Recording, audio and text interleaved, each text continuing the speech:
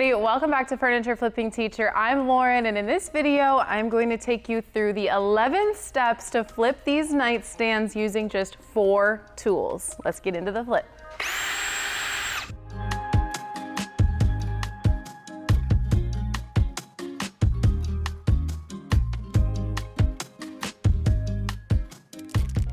So I thought this would be kind of fun to keep track of all of the 11 steps that I am going to go through on these nightstands and take you step by step to show you that really anybody can flip furniture and earn a profit. So here are the 11 steps. I bought these nightstands for just $20, and the first step, as always, is to remove the hardware so that we can clean the pieces. So the first of the 4 tools that you will need to remove the hardware is a screwdriver. Now it really does depend on if your hardware has a flathead screw or a Phillips head screw, but chances are you have some type of screwdriver duo in your home already, so you don't even have to purchase new tools for this. If you wanted to go a little bit faster, you could also utilize a drill, but I want to show you how easy it can be with just the tools that you may already have at home. Sometimes you can reuse the hardware that you remove. In this case, I don't really think that this hardware is going to be appropriate for the finished look of this set.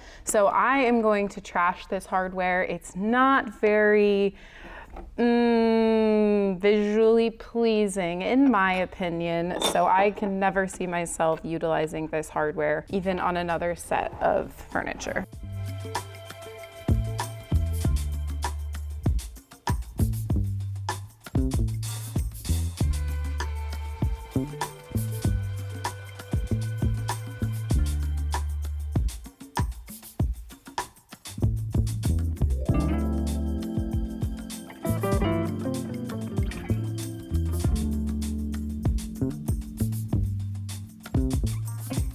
Okay, I wanted to come over here and add our time for the removing of the hardware. This is probably gonna be the shortest time of all of the steps, but it took me about 2 minutes to do that. So really simple. Now we move on to cleaning. So cleaning doesn't really require any extra tools. You should probably already have these things on hand, and to me, they're not really tools. They are more so like products. So a cleaning solution, something like Simple Green, Dawn dish soap, crud cutter, any degreasing cleaner that you already have on hand is perfect for you to use on a furniture flip. You just want to make sure that your surface is very clean. These came from a thrift store, and so like I don't know where they've been. They have some kind of yuck on them. I like to start with a clean slate, so that's why I always clean first. And then I've just got some shop towels. Paper towels will work as well, or even a rag that you may have. And then you just spray it on the surface and wipe everything clean. This is also a great time to go ahead and pop your drawers out of your actual piece of furniture, so that way you can clean on the inside as well as the outside. And then once you take the drawers out, you want to make sure to label them, something that makes sense for you. In this case, there are 2 nightstands, so I like to label like nightstand 1, nightstand 2, and then where the drawers belong, 1, 2, 3, because they generally need to go back in the same slot. So this makes the guesswork gone, and I know exactly where to put them back once everything is ready to go back together. For this particular set of nightstands, they have like the ball, I forget what it's called, but you just have to find the little tabs on the edges of where the slides are, and then you just push one up and one down, and you pull the drawer out. Nice and simple like that.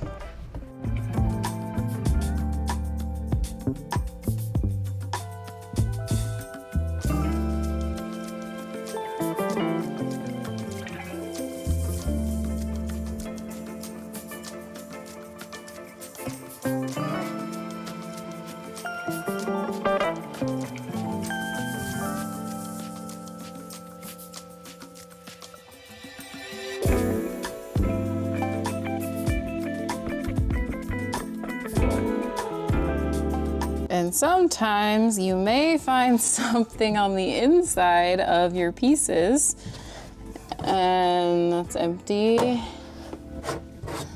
Not Not sure what that is. We got some AirPods. It's like a box and the actual AirPods. What? Ew, that's disgusting. Well, won't be keeping those, but that's an interesting find. Comment down below, what's the most interesting find you have ever found in a piece of furniture that you've bought at a thrift store or on Facebook Marketplace. Obviously this was bought from a thrift store, so I can't really like find the owner and return all this stuff, but bet they were looking for those AirPods. All right, cleaning took about 20 minutes, so we'll add that to the board. Next up is to fill in the hardware holes. So this is a step that is like a tad bit more advanced than maybe the rest of the steps. I'm gonna show you two a little bit more advanced steps, and this is one of them. I could keep the hardware placement where it is, and if you are a beginner and you're not quite comfortable with moving around the hardware, that's totally okay. Keep the hardware placement as it is, and then maybe just switch out the existing hardware to make it a little bit more modern or something to match your end result, end design. But for this one, I thought that the top two being on the sides and then the two in the middle on the bottom two drawers just wasn't how I want the final look to be. So I'm going to choose to keep the two, this is the top drawer, so I'm going to choose to keep the two on the top drawer, and then I'm going to move the middle holes to two outside holes. So that means I need to fill the two hardware holes here. I could also do the reverse. If I just wanted to do one knob on each drawer, I could fill these in and then put one new hole here. But that's not what I want to do, but totally up to you. So I want to show you the Bondo that I'm going to be using. It is a wood filler Bondo, and it comes with two parts.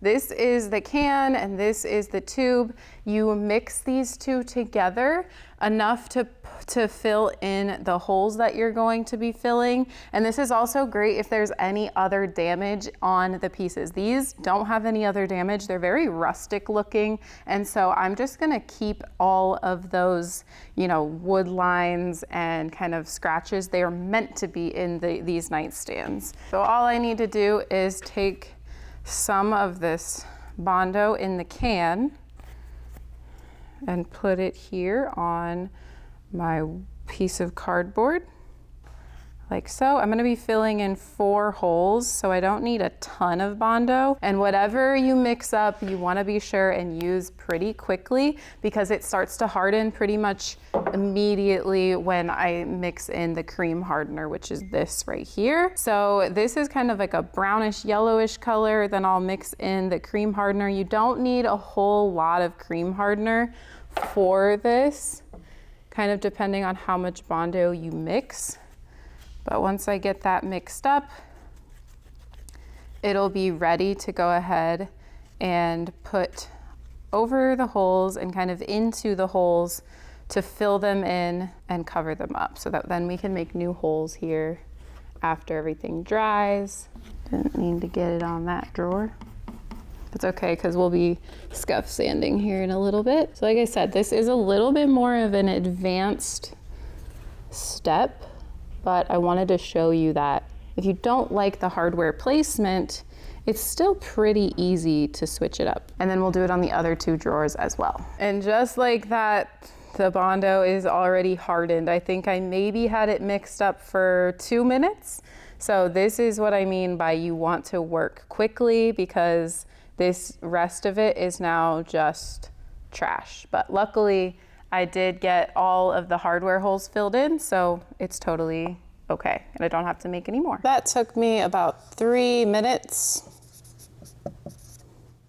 Next up, we're gonna sand the tops of the nightstands. These are, I believe, solid wood pieces, but they're nothing crazy with like what the wood is actually made of. You can kind of see on the back here, it's not veneer, I think. And like I'm still learning, because even if I start to sand this down, it could still be veneer, but I'm pretty sure it's not. I think it is pine wood or something very similar, which means it's not very high quality, but I am still going to see what we're working with. I would love to have these tops be separate from the bottoms, like a different color. So staining them is kind of in my plans. So I've got my orbital sander here. I do have a professional sander, but I wanted to, again, show you guys that it's not something that you absolutely have to have. You can use just an orbital sander. This one's battery powered, and I'm gonna start with a 120 grit because I don't wanna get too rough with it since pine is a little bit of a softer wood. If you are interested in a very, very in-depth tutorial on how to flip furniture from A to B, like from finding the piece to all the products you need to the process that you are going to go through and even into the profits at the end, then check out my furniture flipping course down below. I go into a lot of detail about like what grits of sandpaper you should use and things like that, and it's super beginner friendly. It is also on a summer flash sale right now if you get the course bundle, so check that out down below in the descriptions and let me know if you have any questions. But without further ado, I am going to go ahead and start to sand down the tops of these with my orbital sander in 120 grit sandpaper. All right, so far so good, it's working. I'm seeing solid wood here. We've just got a little bit of work cut out for us because the finish is a little bit on the tougher side, but that's okay. It's gonna cut through it, so let's continue sanding.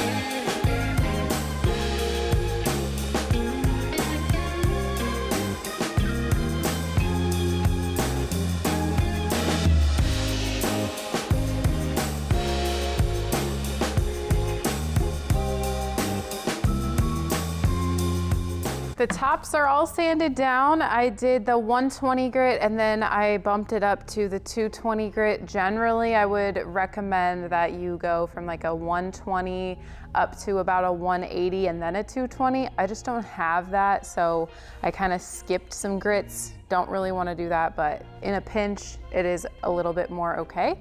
And I don't really think that this is pine anymore. I knew it was a little bit of like a cheaper wood, and I think because of like the different colorations, like pine doesn't really have that, it's mostly light. Because of the different colorations, I think that this is more of like a poplar wood, which is still a cheaper wood, but it is a harder wood, which does make a little bit of sense as well because pine is much softer and this doesn't seem to dent super easily. So another telltale sign of pine versus a different type of wood.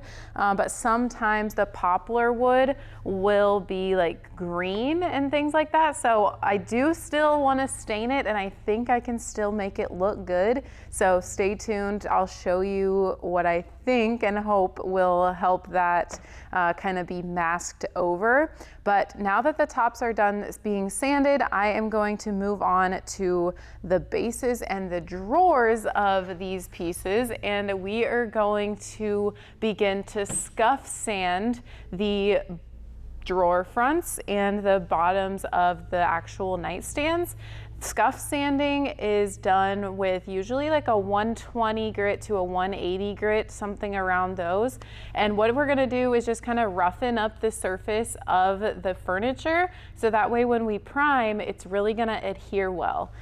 Scuff sanding is a generally easy thing to do that's really good if you don't skip it, because it makes your primer and paint adhere, which then in long run will help your paint job stick a lot longer and last a lot longer into the future. Whether you're doing this for your own furniture or selling it for a profit, you want your furniture to last. So why not go ahead and take a couple of extra steps, or really just do the right steps to make sure that your project is going to last forever. Well, maybe not forever, but last a long time into the future. Also, as I'm scuff sanding, I will go ahead and sand down the bondoed areas where I filled in that hardware. This is the perfect time for that.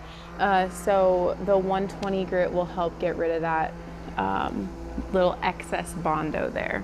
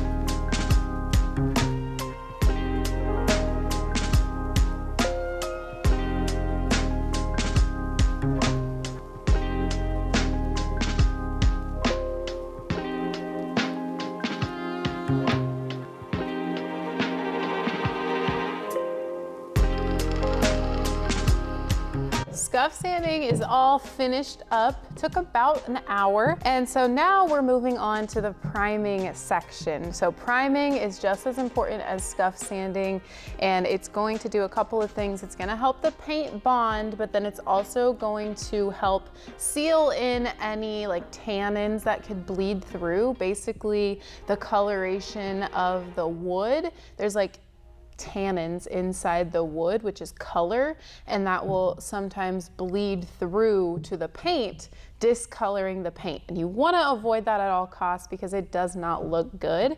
So this priming will help mitigate that. I am going to cover the tops to get ready for the primer because I don't want to get primer on the tops since I'm going to be staining them. So I like to use a combination of frog tape, like painter's tape, and then the painter's tape with plastic to just go ahead and cover the entire thing.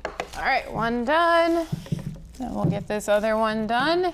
And then I also need to wrap up the drawers because I don't want to get the primer on like the edges and things like that. So that'll also need to be done.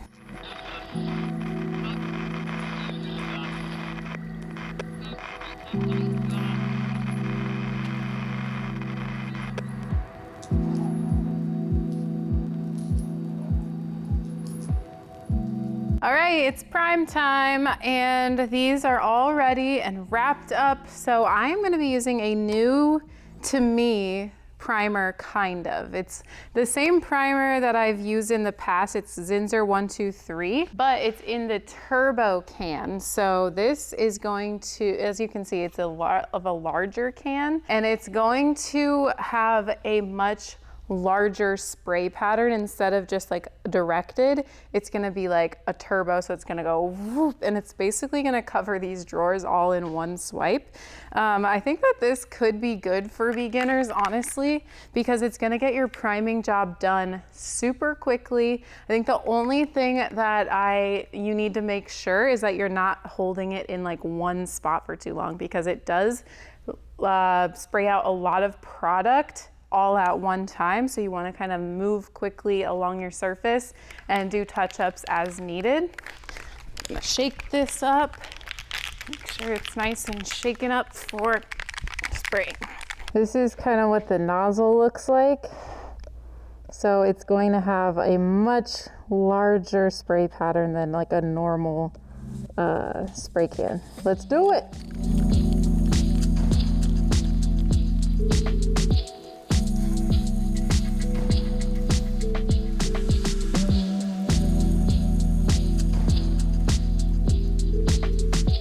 That was so fast. These are already primed, so now let's prime the bodies.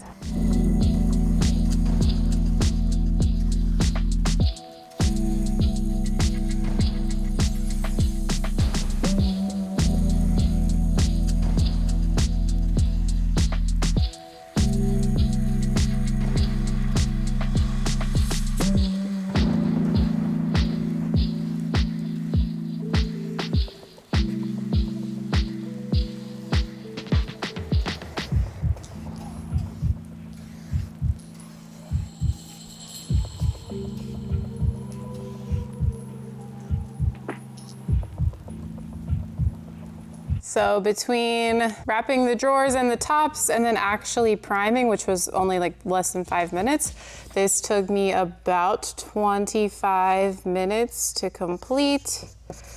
And we should be good with just one coat of primer. So after that dries, we'll go ahead and drill some new hardware holes. Okay, so I told you that after the primer dried, we were going to do new hardware holes on the 4 drawers that don't have the hardware holes anymore that I filled in. And as you can see, no trace of that hardware hole that I filled in right there. So perfect. We don't have to like redo any of them. So as you can see, these 2 drawers have them at the edges. And so all I'm gonna do is measure right where they are. And then I'm going to put them right in that same spot on all 4 of the other drawers. So I didn't mention this tool at the beginning, so technically I guess you could ding me and say that, oh, you actually need 5 tools, but chances are you already have this on hand, and if you don't, you could also use a different measuring tool. But I guess it would be good for you to have a tape measure on hand if you are, doing new hardware holes. So this one is 3.5 by 3. So that means that's what I want to do on this guy. I want to go 3.5 in and 3 down, and then we'll make a mark there so that I can go ahead and drill that. And then you're gonna want your drill. So I had mentioned to get a drill in your lineup. This is a drill that can actually do both things. It can have a drill bit in there, or you can put a Phillips screwdriver head in there, or a flathead screwdriver in there, or other screwdrivers in there, the bits in there, and utilize that kind of like you would a screwdriver, but it would go a lot faster. But for this instance, we want a bit in there that's just as big around as a little bit bigger than the screw that goes with the hardware. So then all you do is hold it on the spot you marked to drill, and then you click inward on your trigger button and it'll begin to turn. You want to be careful, and then you're just going to go ahead and do it all the way through. There we go. One done.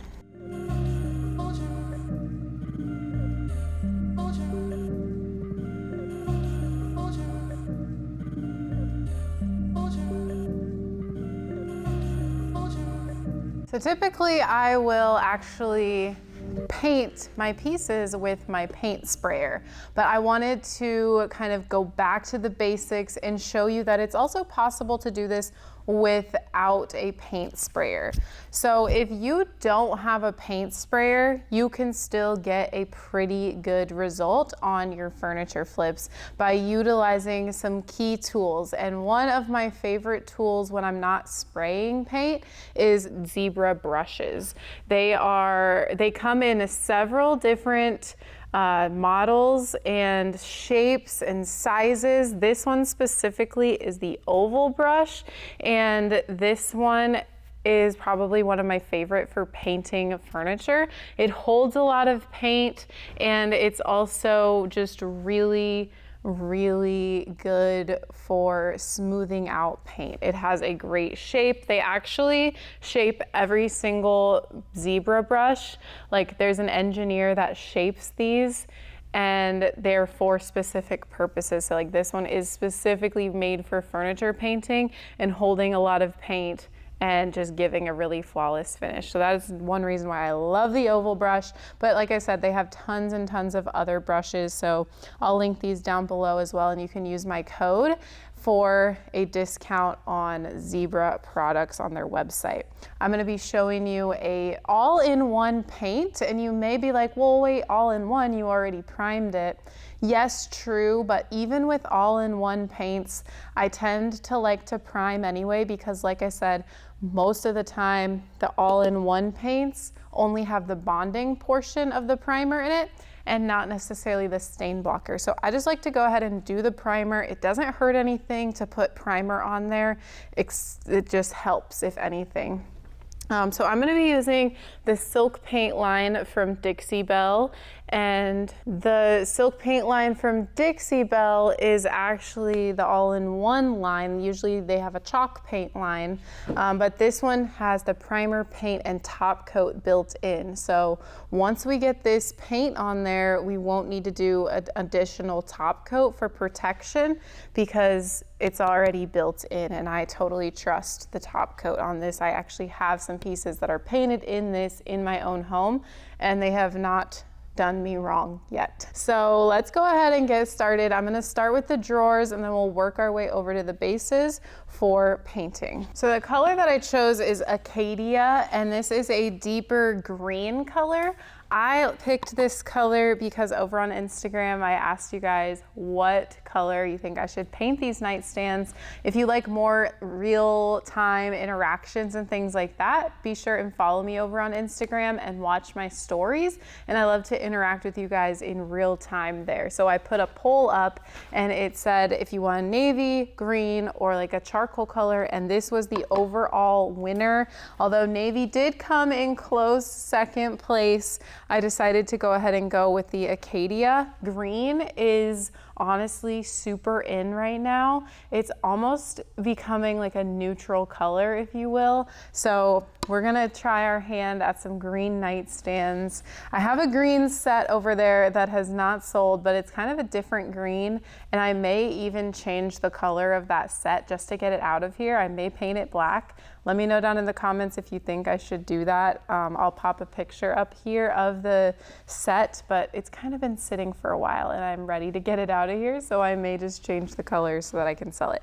But on a different note, we're gonna use Acadia for this, and I'm just gonna dip in the paint, and we're gonna go with nice and long strokes from side to side, and we're not gonna overwork the paint. We're just going to kind of pull it across the surface and let it be, because this is a self-leveling paint, but if you do too many strokes and stuff like that in one spot, it can kind of take away those self-leveling properties, so you want to be a little bit careful. It has really good coverage. As you can see, we're going from a very light white to a dark green, and we're barely seeing any come through, which is a good sign of some really good paint. I'm gonna go ahead and get the edges as well. And then once I get all of the edging done, we will go across one more time, making sure that our strokes are going all the way from this side to that side, and that way it's nice and if the brush strokes do show up at all, they will at least be in the same direction across the surface. So I don't have a ton of space over here, and since the drawer slides are not allowing me to put the drawers on their backs, I'm going to put them over here for some dry time, and then I'll just be filtering through the drawers as I go along.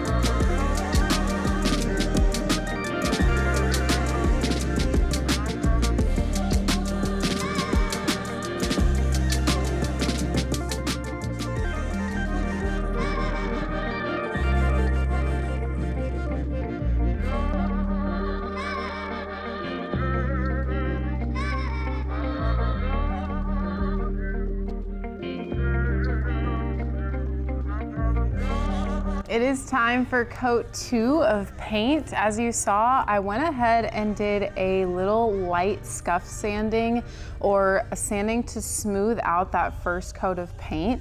The goal with that is not to get rid of any of the paint, but it's just to knock down any texture. I highly recommend this whether you're spraying furniture or especially when you are brushing furniture, because sometimes the brush can leave behind a little bit of texture. So if you're wanting to go for a really nice and smooth paint job, then that step is almost crucial to get that.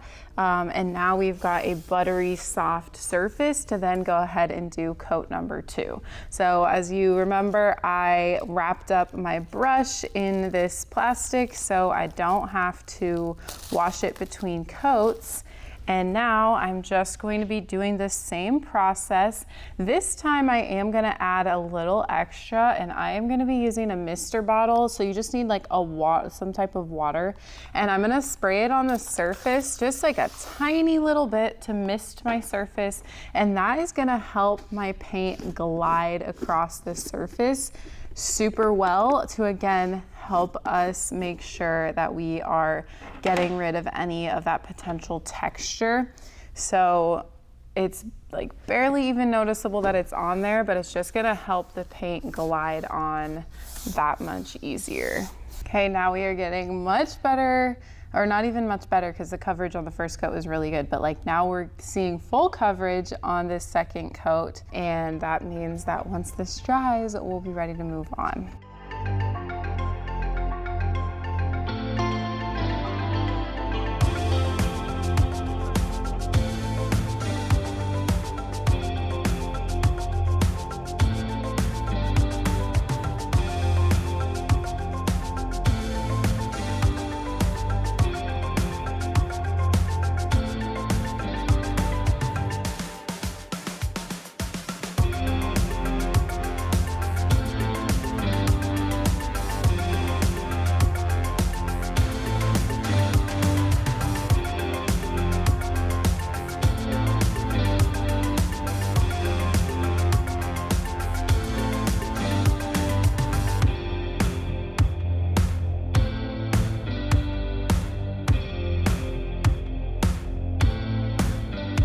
Okay, so coat 2 of the paint took actually a bit longer than I thought it would. It took longer than 40 minutes. It took 60. So that's the 40 from first coat plus the 60 from second coat. We'll call that 100 minutes of painting.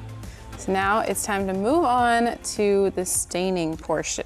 I'm gonna go ahead and take off the plastic from the tops of these so that way we can get to the staining portion. I really like how the green is looking after it's dry. It really darkened up and I love it.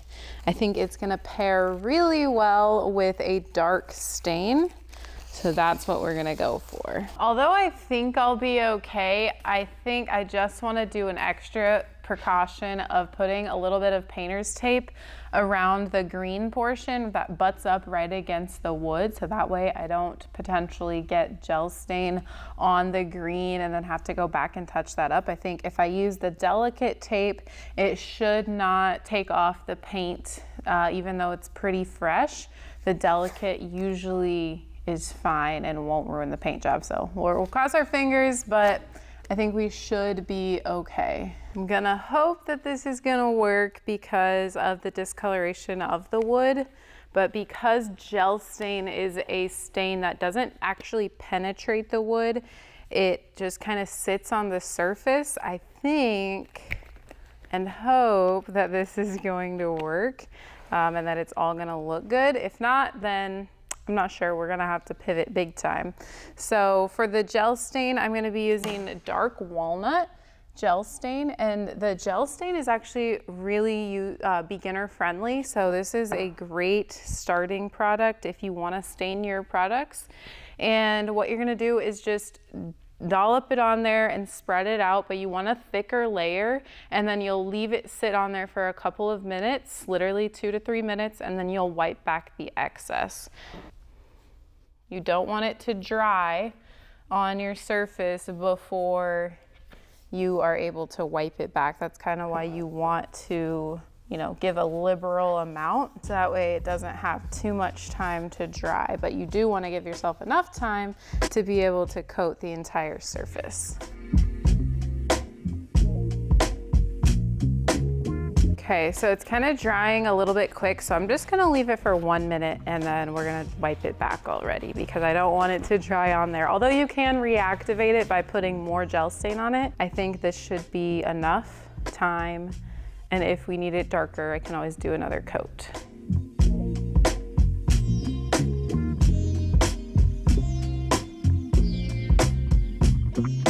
Okay, at first glance, I think it's gonna work.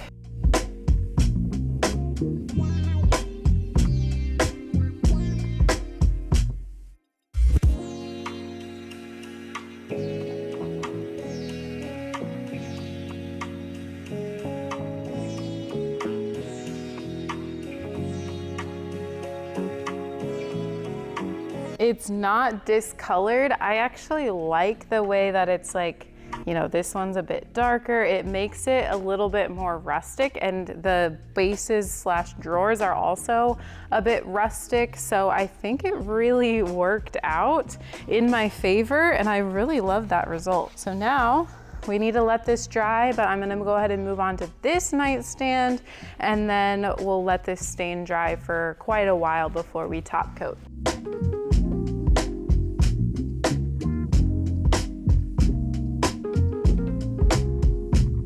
So between taping off the space, putting the stain on, and wiping it back on both nightstands, it took me about 20 total minutes.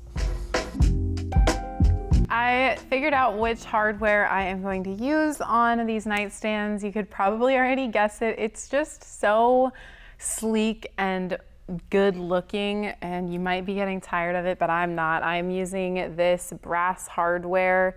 It's the circular knobs, the spheres, and I just really love it. It goes with so many things, and it can easily be changed out if someone wants to change it up.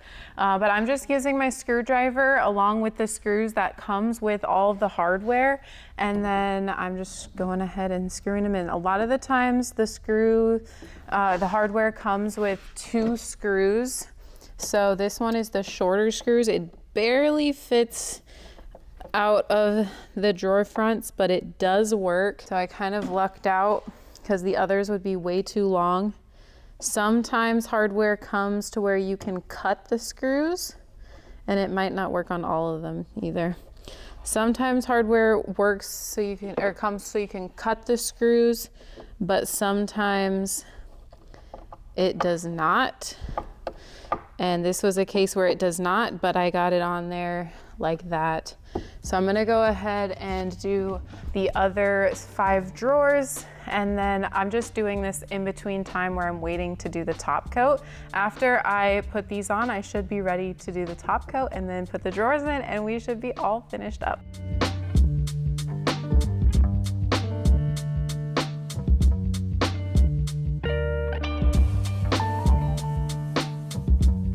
adding new hardware. It took me less than 5 minutes, I'd say, but we'll just add a 5 minutes on there.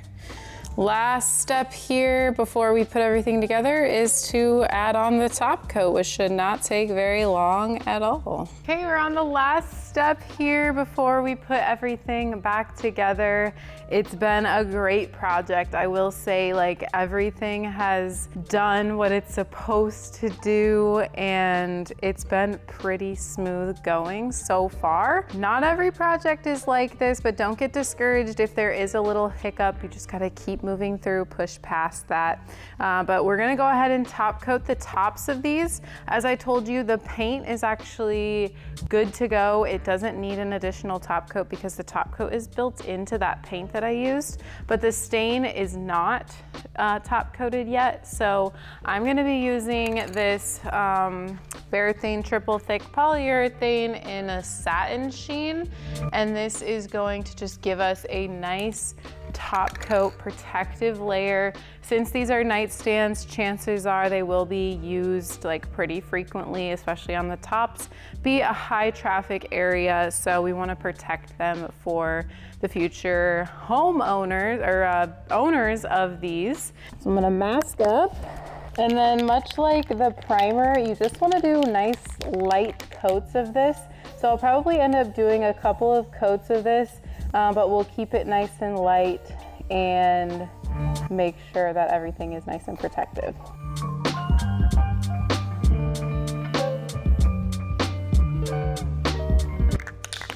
Okay, I'll let that coat dry, and then I'll do probably another coat or two. Last but not least, that last step, which was the top coat, took me about another 5 minutes to complete a couple of coats.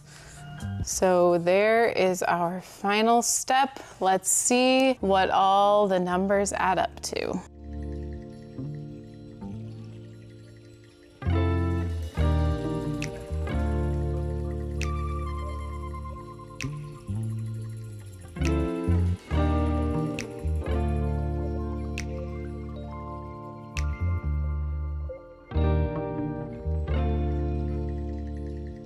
All right, it is time for the final reveal of this project that just took 11 steps and 4 tools. This is what it looked like before, and now here is what they look like now. I think that taking just a few hours and upgrading these nightstands was so totally worth it. Again, whether you are flipping for your own home or flipping for a profit, nightstands are going to be really great starter projects. Throughout this project, I've been telling you how long each and every step has taken. And so the overall time of this entire project, not including dry time, was 5.5 hours of total work time, which I don't think is bad at all. I think that these two nightstands, for buying them at only $20 and putting 5.5 hours of work into them, since I am personally going to be selling them for profit, I think that that is a perfect amount of labor. I would say that generally my projects of this caliber, or maybe even like a large, longer dresser, take anywhere from about 6 to 8 hours. So coming in at 5.5 hours is perfect, right in the middle of those. So let's talk about the numbers here so that we're making sure that if we're selling for a profit, we're going to make sure that we're actually making a profit. So nightstands were purchased for $20. I used about $15 worth of primer. Although that turbo primer can is really cool, it is a little bit more expensive, but it gets the job done really quick and really well. So sometimes it's fun to just splurge a little bit. $15 worth of paint.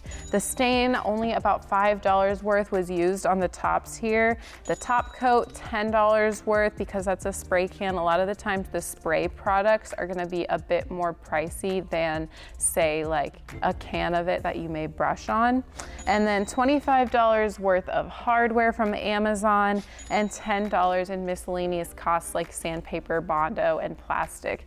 So we're all in at a total of $100. And because I got such a low buy-in on the nightstands, $100 is an amazing, amazing price that we are all in at, because that means that we can then optimize our profit margins really well, because generally larger nightstands like this for me sell around $450 to $500. So that's right where I'm going to be listing them on Facebook Marketplace. I hope you enjoyed this video and that it was helpful for those of you who may be at a beginning stage, or even if you are just not quite ready to take that leap into the spraying world. Although I do love spraying my furniture sometimes, it's fun to get back to basics and just brush. It's kind of therapeutic, if you will. And also, I wanted to remind you one last time that I'm having a 50% off summer flash sale on my course bundle, which includes the beginner course for things like this, but it goes way more into depth on certain aspects of flipping furniture for beginners. And then that is coupled in the bundle with my sprayer course. So again, if you're not quite ready to take that sprayer leap just yet, that would be a perfect bundle for you, because you can still learn more about beginners and about brushing furniture and all of the tips that I have for tools that you may want to invest in.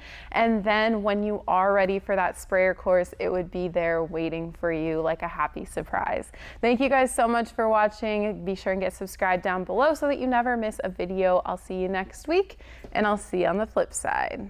So I posted these nightstands, and not even 20 minutes later, I had a message and someone wanted them and they bought them. So it was like a 45 minutes from when I posted it to when they were sold, and I got a Venmo deposit. It's a little later in the evening now, and they are on their way to come and pick these up. I am so thrilled. I listed them at $475. So that means I'm getting a total profit of $375 since I was only in at 100. Couldn't be more happy with that quick flip, but it does tell me that I think, at least for this particular style in the future, if I do it again, that I definitely need to raise my prices. I've had a few other inquiries in between the time that I sold these and that she's picking them up, and I'm gonna mark them sold here right now, but could not be more happy. Get out there, start flipping, let this be your encouragement.